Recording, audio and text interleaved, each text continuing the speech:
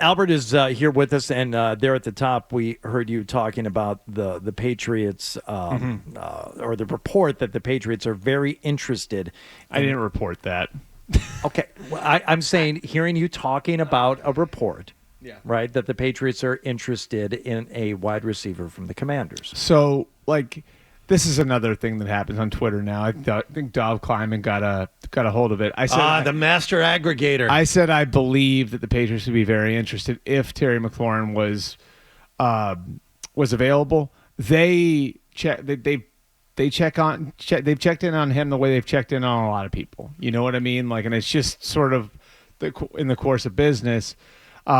This idea that I'm sitting there saying they're very interested in Terry McLaurin, it's part of the whole thing, where it's they've checked in on him the same way they would check in on anybody who might be in a contract dispute. And I think people might be putting the cart before the horse, where I was saying specifically the Patriots are very interested in him. I was on a show in New England, and I was asked about it, and I was like, yeah, I think they'd be very interested if he were available, but I don't think he's available right now. What I don't understand, guys, is that Terry McLaurin, 13 touchdown receptions last year, great connection with Jaden Daniels. Why are the Washington Commanders even in this position where they haven't given this guy a contract? I think it's idiotic. Yeah, it's a weird one because they haven't had much discussion at all over the last month.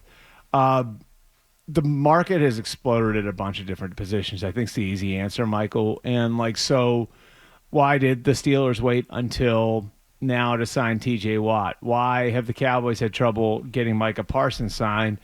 The market at a lot of these positions has escalated in a way where, I think some teams are waiting to see if it'll settle, and I think in most cases it hasn't. The example of the edge rusher market. So Myles Garrett gets that deal for $40 million, and obviously he's an outlier, right? He's a future Hall of Famer, everything else. Well, that doesn't mean everybody, every edge rusher is going to get 40. But then Max Crosby gets in the mid-30s, and Daniil Hunter gets a short-term extension in the mid-30s, and that basically sets it. So the Steelers understand we're probably not going to get away with giving TJ Watt much less than this. And I think in the same way, the Garrett Wilson contract with the Jets clarifies the receiver market a little bit. He got $32.5 million. Now he's younger, and there are different factors in play there. But, I think this idea is the Justin Jefferson and CeeDee Lamb contracts of last year, those outliers. Now it looks like they aren't, and so I think the Wilson deal getting done does clarify the market, but the market has escalated in a way at these positions where I think some teams are waiting to see if it'll settle, and I think in almost all cases it won't. If you were the Patriots, what would you give up for McLaurin?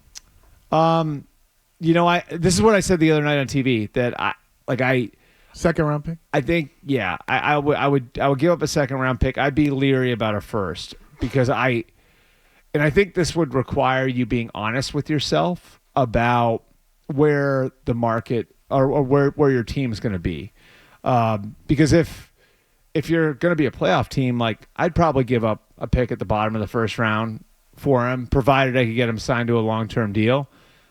If I'm being honest with myself and saying be 500 or worse, now you're talking about a top 20 pick, and I'd be a little bit more leery about that, I'm wondering if age is a factor, too. Of course it is. Well, yeah. McLaurin's going to be 30 in September, and the expiration date on wide receivers in their prime is what, 31 or 32?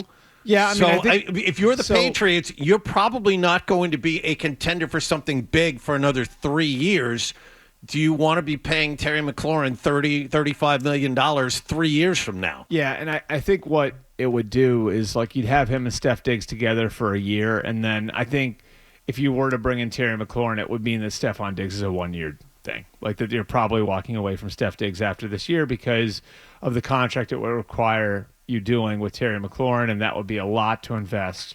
2 contracts at that level in one position. So you'd probably be walking away from Diggs after 2025, which based on the player that McLaurin is, I'd probably be okay with, because I actually think, looking at Terry and the type of player he is, he's physically gifted, but he's not overly reliant on his physical gifts. is a really good route runner. He is tough. He's physical. Like, he's somebody who I think you could look at and say when he gets to 32 or 33 years old, he can He'll still be able to get open. He can still reinvent himself, you know? Okay. Like, I always think of the ultimate example of that as being Larry Fitzgerald, where Fitzgerald wasn't, like, when he was 35 or 36, he wasn't what he was when he was 28. But he never was overly reliant on his physical gifts. Like, he was always such a student of the game that he almost reinvented himself as a slot receiver after being a dominant outside receiver. And I think just based on who Terry is and the type of game he plays, like, he will be able to remain productive, I think, well into his 30s. Now, the question is, if you're going to pay him $32, $33 million a year, are you going to be happy with that investment in 2 or 3 years based on what he is? And that's an open question. If you like that clip, and how could you not? Check out more videos from Toucher and Hardy here. Point slightly up and to the left. For more Patriots analysis and opinion, hit this playlist. Point slightly down and to the left. And for the latest from the Sports Hub, download at 985thesportshub.com.